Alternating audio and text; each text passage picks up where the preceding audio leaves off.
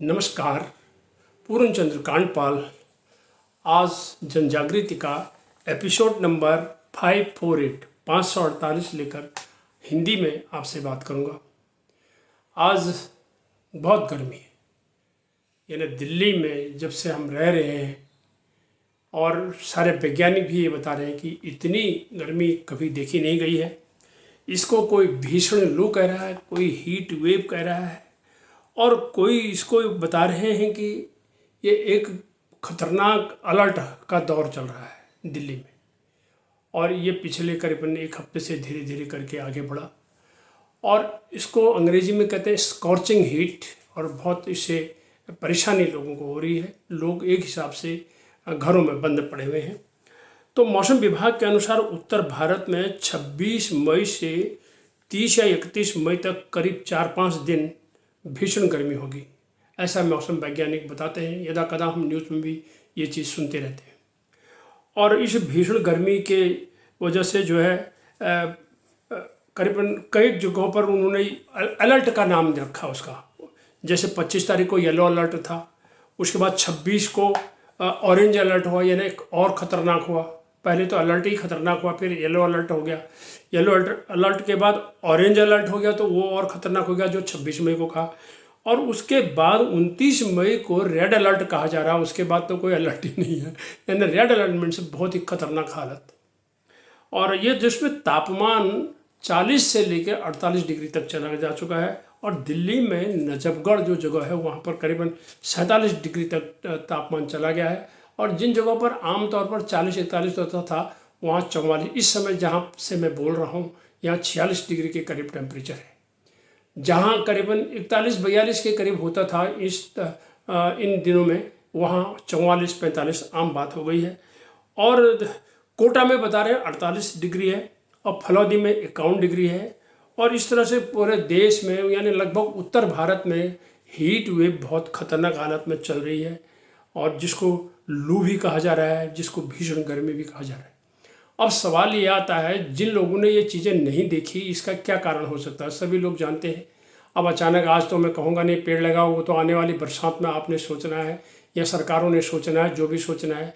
उसमें ढीलेपन का ही ये कारण है कि हमारे देश में पेड़ों की हालत ख़राब है, क्योंकि वो एक जो पर्यावरण पर एक परत बना देते हैं और गर्मी को रोकने की, सूरज से आने वाली गर्मी को रोकने की, वो खत्म होते जा रही है। पिछले दशकों में विकास के चक्कर में, औद्योगिकरण में ग्लोबल वार्मिंग हुई, विश्व में हो रखी है यह समस्या, लेकिन हमारे देश में भी हो रखी है। और इसमें कार्बन उत्सर्जन बहुत तेज़ी से हो रहा है और वर्षा भी कम हो रही है। भूजल भी नीचे बहुत चला गया है, पानी के स्रोत सूख गए हैं, पहाड़ों में भी, नदियों में पानी घट चुका है। यदा कदा कहीं छिटपुट बारिश होती है, वो भी एक अजीब प्रकार का, बिना लोगों को पता लगाए हुए कि ये ऐसा अचानक कैसे हो गया, आंधी तूफान ओले इस टाइप से हो जाता है। और पिछले 10 साल में करीब कोई कहता है 10 करोड़ में इतना कहूँगा कि करोड़ों पेड़ कटे। और पेड़ कटने के कारण क्या थे? हाईवे बनाए गए। हाँ जी, सड़क हुई तो हाईवे की बहुत बहुत ज़रूरी है, क्योंकि औद्योगिक विकास है तो फिर उस बिना सड़क के तो विकास होगा नहीं। और फिर जहाँ छोटी सड़कें थी वो सड़कें चौड़ीकरण हुआ उसका। अब मैं उत्तराखंड का हूँ, तो उत्तराखंड का हमें अच्छी तरह से पता है कि हमारे चारधाम जो प्रोजेक्ट है उसमें पूरी चौड़ीकरण हुआ। तो लोग इसके लिए सुप्रीम कोर्ट में भी गए, तो कोर्ट से भी ये कारण से सरकारों को क्लियरेंस मिली कि उसके कई और जिन कारणों से सिक्योरिटी का कारण था या कुछ और कारण था, जो भी हो उनको क्लियरेंस मिला और चौड़ीकरण जारी रहा। पेड़ कटते गए। फिर शहरीकरण, अब शहर बढ़ते चले जा रहे हैं, लोग गांव से पलायन करके भागते शहरों की तरफ आ रहे हैं, तो उधर होते चले जा रहे हैं। तो करोड़ों पेड़ काटे गए और रोपे कितने गए? बहुत कम। और जो रोपे गए, रोपने के बाद फिर बारिश, फिर ठंड, मौसम बदल गया, फिर आगे कौन पूछता है क्या होता है। अब उत्तराखंड में उतनी आग लगी, कितने पेड़ गए ये आप हिसाब लगा लीजिए। तो हम अब इस लू से बचने के लिए क्या करें? बस इतना ही बात पर समाप्त करना चाहूँगा आज की जनजागृति को। घर से बाहर जब कोई ज़रूरी काम है तभी निकलें, वरना बिल्कुल न निकलें।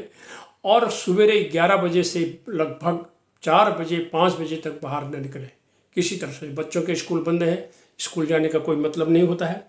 और पानी पी सकते हैं जितना पीजिए घर में। और ठंडा पानी फ्रिज का नहीं पीना है, ठंडा पानी नहीं पीना है बिल्कुल। और नींबू पानी, शीतल पेय, बोतल बंद पेय, ये पेय, फलाना अमका, ये सब चीज़ ढिमका कुछ नहीं। मैं क्योंकि एक हेल्थ एजुकेटर हूँ, हेल्थ पॉइंट ऑफ व्यू से आपसे बात कर रहा हूँ। जो सबसे बड़ा, थोड़ा सा काला नमक मिला करके, जीरा आदि मिला करके, पुदीने के पत्ते मिला करके आप नमक हल्का सा डाल के नींबू पानी पिए, परिवार वाले नींबू पानी पिए। और इसको हम शिकंजी भी कहते हैं। भोजन हल्का लें, दाल चावल जैसे मैं आपको बता रहा हूँ, या रोटी, हल्का भोजन लें। सुबह शाम ही बाहर निकलें घूमने या मार्केटिंग करने के लिए, सुबह या शाम को ही निकलें। और शरीर का इलेक्ट्रोलाइट बैलेंस बिगड़ने नहीं दें। इलेक्ट्रोलाइट बैलेंस उसको कहते हैं, जैसे हमें पसीना आता है तो पसीने की आपूर्ति, पसीना निकलना बहुत अच्छा है स्वार्थ, हीट रेगुलेटिंग सेंटर।